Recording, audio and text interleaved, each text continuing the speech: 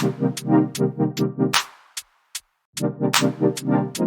going on, everybody, and welcome to another episode of the Other Side of the Firewall podcast, where we talk about the latest and greatest in cybersecurity news, as well as we highlight those movers and shakers and glass ceiling breakers, those people of color who've made it to the other side of the proverbial firewall. My name is Ryan Williams, and as always, I'm joined by Shannon What's up? What's up? and LeVon Maynard. And welcome to the show. What is going on? So if you're tuning in, this should be a Tuesday episode. Make sure you listen to Mondays, where we talked about some FBI warnings about USB devices. That's pretty interesting stuff. Definitely check out tomorrow, Wednesday's discussion. Thursdays are usually Ask Us SP. However, I'm taking a 2-week break because I had to schedule some stuff to get some people on the show. And then Friday we talk about everything else. So that could be movies, books, TV, just things we do to unwind throughout the week. So we can't cyber all the time. So you got to take a break from time to time. But without further ado, I give it to Shannon. All right. So this article is from Reuters.com, and it's written by, I thought I saw an author on here, but maybe I didn't for this one. Disregard. Oh, Josh Smith. There it is. Josh Smith. I got an easy name for mine there, LeVon. That's right. But this one is North Korean internet downed by suspected cyber attacks, say researchers, right? So this article, actually, this one was published on January 26th, and this was actually the second time that North Korea's internet was actually hampered. So the first time happened, it was a couple weeks ago, like January 13th or 14th or something like that. But their internet seems to have been hit by a DDoS attack, right? So this one kind of came, so they don't know who, they're not sure on who actually did this to them, right? But it coincided within hours of North Korea doing its 5th missile test this month, the month of January, right? So the speculation goes out there, well, was this China, right? China, I'm not going to say it's unlikely, right? Because China is one of the ones that's kind of been allies with North Korea, but with China, so first off, they had the means to do this, right? Like they have whole divisions, floors of Chinese nationals that are out here doing this stuff, this type of cyber warfare. This is kind of where they make their money now, right? Not literally make their money, but this is how wars start in this day and age, right? But China, because it's so close to them, because North Korea is so close to them and doing these missile tests, which are not always the most accurate, there's speculation that maybe they could be one of the ones that actually did this to them, right? So, but again, not a guarantee, right? But the reason they know that it's actually a DDoS attack and it's not a matter of, one of the things that was brought up previously was because they have such poor infrastructure, it could be that they just lost power, right? But the way that the DDoS is working, it's not like they're losing everything all at once, right? Like if you lose power for whatever reason, you lose it all at once. This was kind of a phased approach where stuff started dropping out because it was getting overwhelmed, right? But it was all types of havoc being wreaked on them, right? So servers that do their email were inaccessible. They had all types of issues. Internet access, which is already limited in North Korea anyway, right? It's probably about 10 people that were affected by this, right? That are at the heads of the government.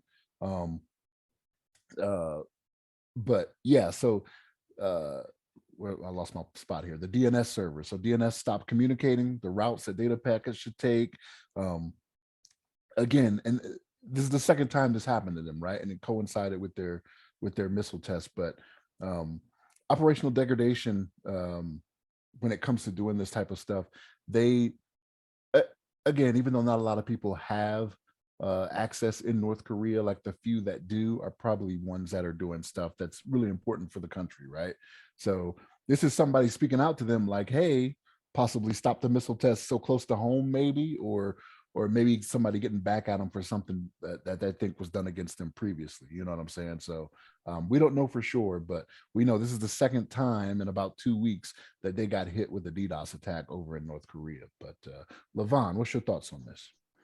Yeah, I think it's a very interesting article. Obviously, we hear about, all the attacks that happen in U.S. soil, and companies maybe even Europe and then across the world, but we don't hear much about North Korea having situations like this.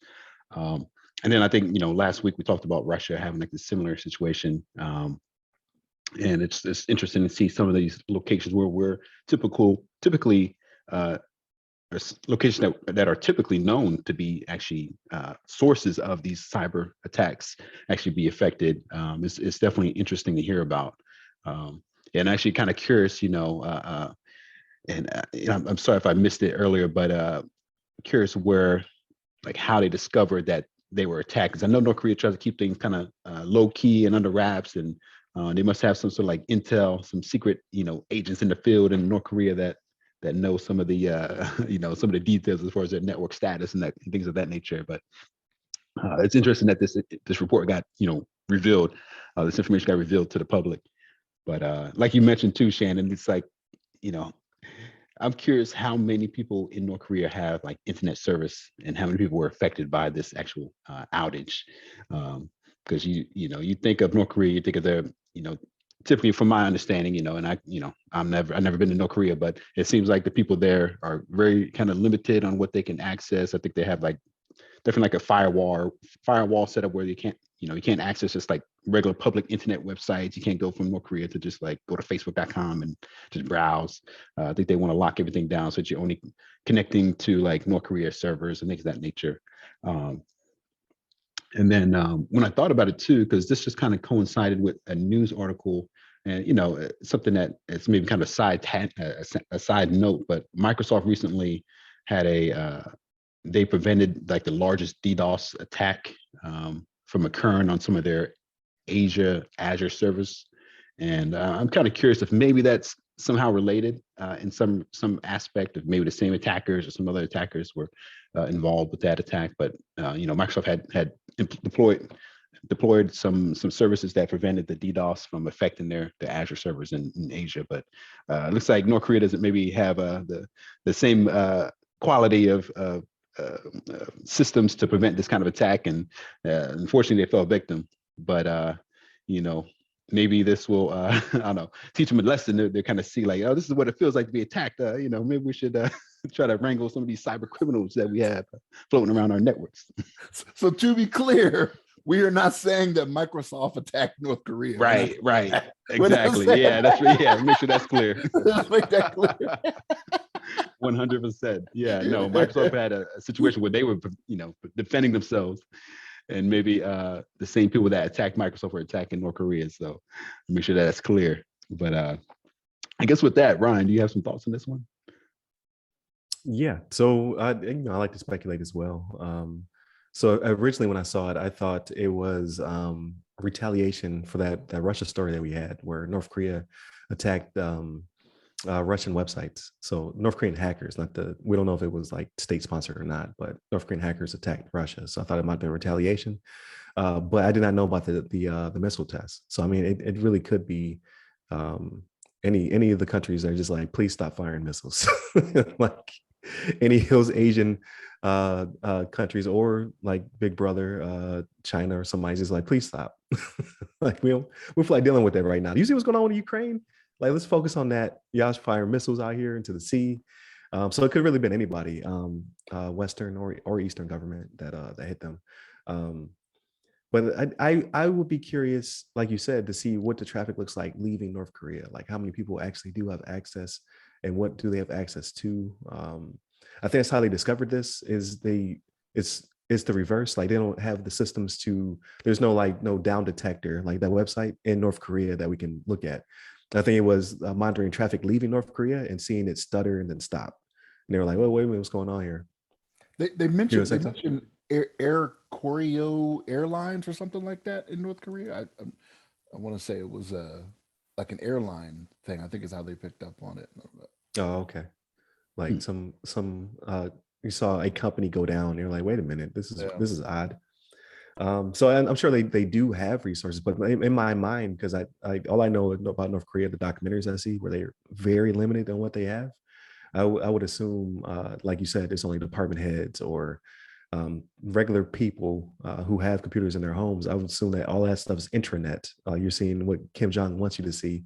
You're not getting out to the real interwebs. But who's to say? Like maybe he's just like, there's these 2 sites you can go to, and that's what you get. But yeah, that whole thing fascinates me, because how do you even get computers? Like, do they have to buy them from like Kim Jong Mart? Like how do they you can't Amazon stuff in, right? Like so how do they get the Good stuff? question. No, but Like this is how they're also able to control it too, right? So like because there are so many countries that just don't do business with them, right, most of their stuff is coming in through China, right? That's why we call them their big brother, right? So China will allow them to have stuff, but even then it's limited, right? China will allow them to have some things and they'll ship some things to them, right? Not caring what the US says about it or any other country. They're just like, we're gonna do what we want to do. We're China. But right, um, even then, you got the Un family, right? Or Kim yeah, family, Kim family, right, right? That is going to only give out whatever they see fit to give out to whomever, right? Like even when it comes to phones and stuff like that, like I don't even know how prevalent those are in North Korea, right? They're having a hard enough time feeding themselves right now because of right, COVID, right. right? They've had no COVID cases, but yet they're having all types of issues, with just getting their people fed and whatnot. There was a time there where they were going after their own pets and whatnot. You know what I mean? Mhm. So it's crazy over there. Yeah, and then I think reports said that the COVID also ravaged them, even though they said they had no cases. Like they still got it, even though they're isolated. And it's just it makes me wonder how these some of this stuff works. Just because you don't really think of them in the technology regard, even though they obviously have robust resources because they are the attackers of many different countries. So they got something. They have the ability to get out there and do what they need to do. But yeah, originally when I saw this, I was like, do they just monitor Kim Jong Un's internet cafe? Because I assume his palace has a room. You know what I mean? Come here to get the internet while I watch you on it. It's also highly unlikely, right? It could have been a misconfiguration, right? So it could have been someone in the country that just had a misconfiguration that handles all of their DNS and what infrastructure, have you. right? Yeah, but the fact that it happened twice, I mean, I think it's unlikely, right? And hours Right. after a missile test, it's like somebody said, "Hey, stop doing this." You know what I mean? More than Right. likely, Right. right? It could have been us. It could have been the U.S. You never know. I was gonna say it could have been a warm up, right? Like Yeah. attack a smaller, less robust network, and then go from there. Kind of like how Russia did Georgia before they rolled the tanks in, right? It was their warm up before they eventually hit Ukraine. But that's tomorrow's topic. We'll talk about that tomorrow. But really good conversation. I appreciate y'all. For all those who listening, definitely tune in throughout the week. Like, share, subscribe, all that good stuff. Um, but I see traffic is starting to go up, so that's always a good thing. Share with your friends, let them know we're out here.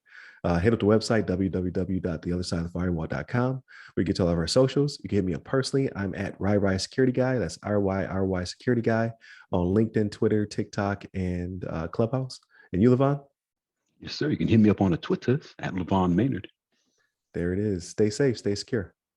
Take care.